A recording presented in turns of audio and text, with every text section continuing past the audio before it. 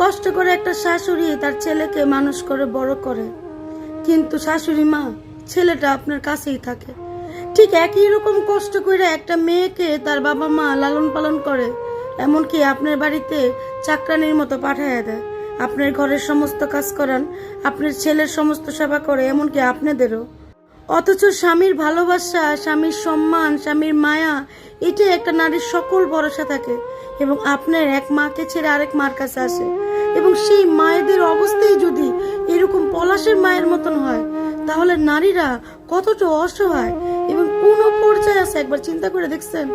যেখানে তার স্ত্রীর হাতের খাবারটা পর্যন্ত খেতে দিত না, তার স্ত্রী দরজা খুলতে পারতো না, তার স্ত্রীর সাথে একটা কোয়ালিটি টাইম স্পেন্ড করতে পারতো না। কতটা নির্মম হইলে একটা শাশুড়ি মানে পলাশের বউর উপর করছে, চিন্তা করেন। এই সমাজ কি বলবে, এই দেশের মানুষ কি বলবে, প্রতিবেশী কি বলবে?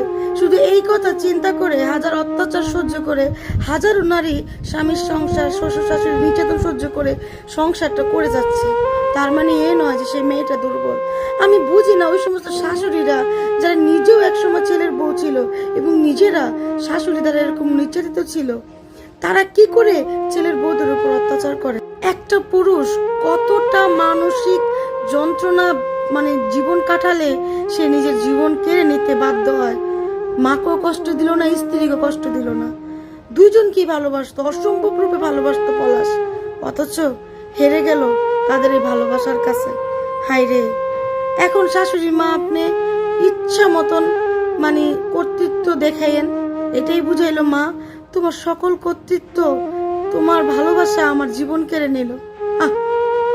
পলাশের স্ত্রী এক পর্যায়ে বলেই উঠলো যে তুমি আমাকে ছেড়ে কেন চলে গেলা? তুমি প্রথমত আমাকে শুট করতা, তারপরে তুমি নিজেকে শুট করতা, আমাকে আর এইভাবে ইন্টারভিউ দিতে হতো না, আমাকে এইভাবে ক্যামেরার সামনে আসতে হতো না। একটা স্ত্রী, আসলে পলাশ তার স্ত্রীকে ভালোবাসতো, সে মা পাগলও ছিল, বউ পাগলও ছিল। আর মা এবং বউর অতিরিক্ত ভালোবাসা এবং তাদের কোলাহলের কারণে তার জীবনটা চলে গেল। এরকম হাজারো পরিবার কিন্তু এখনো আছে বাংলাদেশে, লক্ষ লক্ষ 99% মা ভক্ত ছেলে, মা ভক্তগিরি ভালো, কিন্তু অন্যায়কে সাপোর্ট করা ঠিক না। মায়ের সাথে অসম্মান করা নয়, কিন্তু মাকে বুঝিয়ে মায়ের অন্যায়টা তুমি ওখানে থামিয়ে দিতে পারতা। এবং স্ত্রীকেও, স্ত্রী ভক্ত ছেলে ভালো, কিন্তু অতিরিক্ত ভালো না। আসলে অতিরিক্ত কোনো ভালোবাসাই ভালো না, যেটার জন্য আজকে পলাশের জীবন অকালে চলে গেল।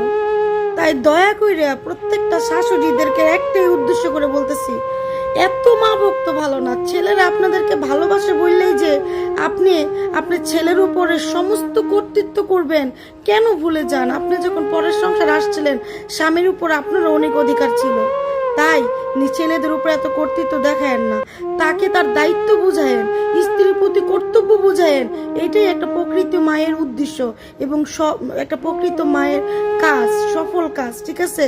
ছেলেকে স্ত্রীর মূল্যায়ন করা শিখায়েন। ছেলে বিয়ে দিলে ছেলে এবং ছেলের বউকে একটা কোয়ালিটি টাইম স্পেন্ড করতে দিয়েন এবং ছেলের বউকে সম্মান করতে শিখায়েন। অথচ এটা না কইরা ছেলে আপনাকে ভালোবাসে, আপনার প্রতি দুর্বল বা আপনাকে সম্মান করে, এইটার সুযোগ নিয়েন না। ছেলেদের এই সুযোগটা নিয়েন না। শাশুড়িদের একটাই কথা বলতে চাই আমি, আসলে এই ব্যাপারে যত বলবো ততই কম। কি বলবো, বলার কোনো ভাষা নাই। শাশুড়িরা এমনই হয়।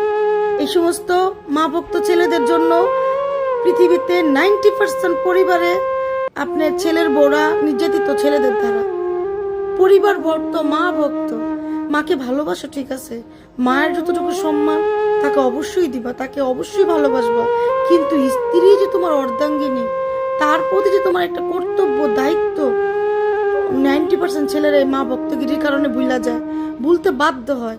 কি করবো? ওই যে মা তার ছেলের জায়গা, তার ছেলের অবস্থানটা কাউকে দিতে চায় না।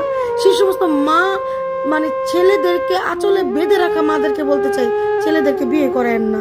আপনার ছেলেকে ওই যে এক সময় মেয়েদেরকে বলতো না তোরে ঘরে পালা দিয়ে রাখবো, আপনার ছেলের আপনি পালা দিয়ে রেখেন, আপনার ছেলের আপনি বিয়ে দিয়েন না। আর এই ধরনের মা ভক্ত এবং এই ধরনের কি বলবো, এই ধরনের যারা ছেলেদের উপর কর্তৃত্ব দেখায়েন, তাদের উপর মানে লালত, ঘৃণা।